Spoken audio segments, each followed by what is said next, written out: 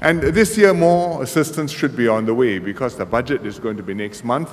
And as PM Wong has said, there should be good news to look forward to. President Donald Trump. And he comes in, he has his policies, he has his ideas. Everyone is waiting to see what he will do. How will US-China relations develop? What does that mean for our part of the world? Taiwan, South China Sea.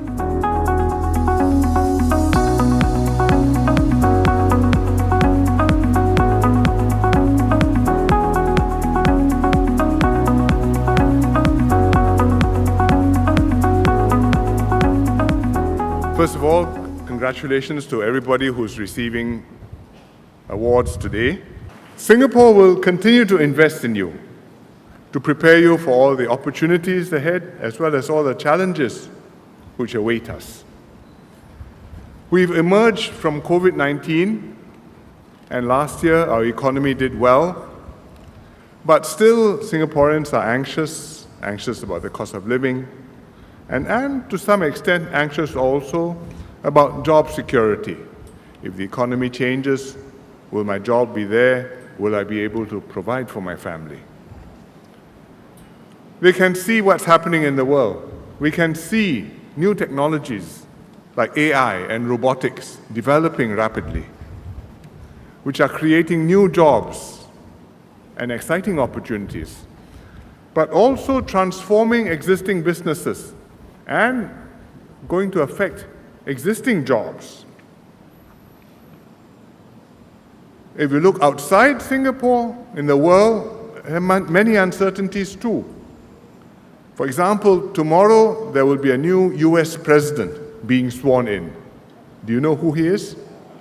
President Donald Trump.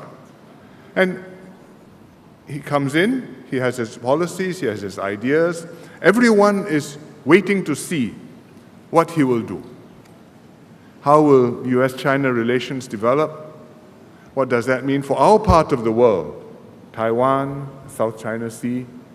What does it mean in the Middle East, between Israel and the Palestinians? In Europe, the war in Ukraine, relations with Russia.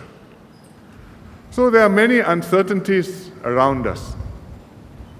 The government is actively preparing us for this world and preparing us for these challenges and the new opportunities ahead. We are helping Singaporeans with the cost of living in many different ways. For example, last year, every household would have received $800 of CDC vouchers, and just this month in January, you should have got another $300. And we also have the assurance package, which is providing you generous support, including for public transport, including to offset the GST, including YouSave to help you with your utilities, and also some cash. It's for everybody, but especially for those who are more needy. And this year, more assistance should be on the way because the budget is going to be next month. And as PM Wong has said, there should be good news to look forward to. At the same time, we are investing heavily in everybody's education to prepare you for what is ahead. The schools are constantly being upgraded, better facilities, better curricula, better trained teachers.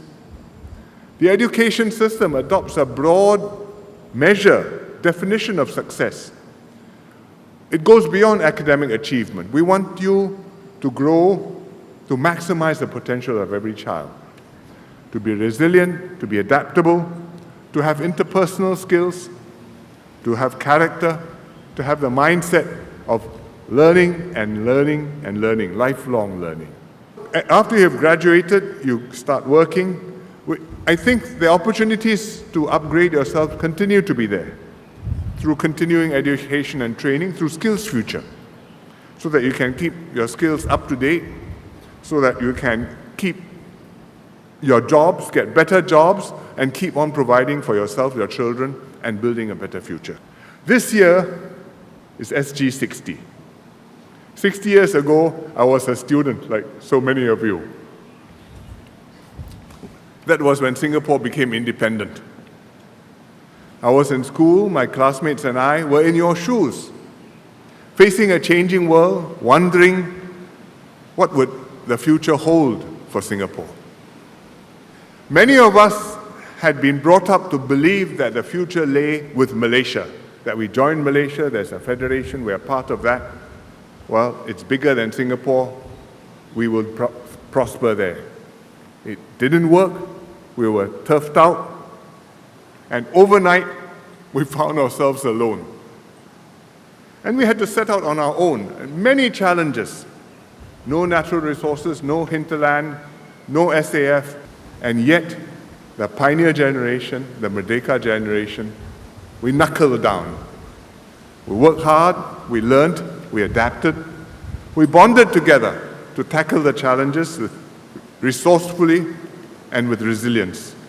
And step by step, we created better lives for ourselves and for our children, and that's how Singapore got here.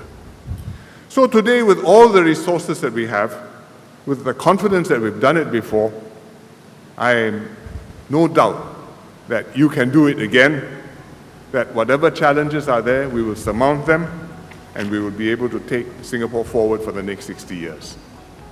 And the government will be with you, but what it depends on, most critically, is each person yourself. Your determination to make the most of what you have, to learn, adapt, overcome, despite challenges, despite occasional setbacks. Your faith that we will pull together as one people, one nation, and build a brighter future for all of us.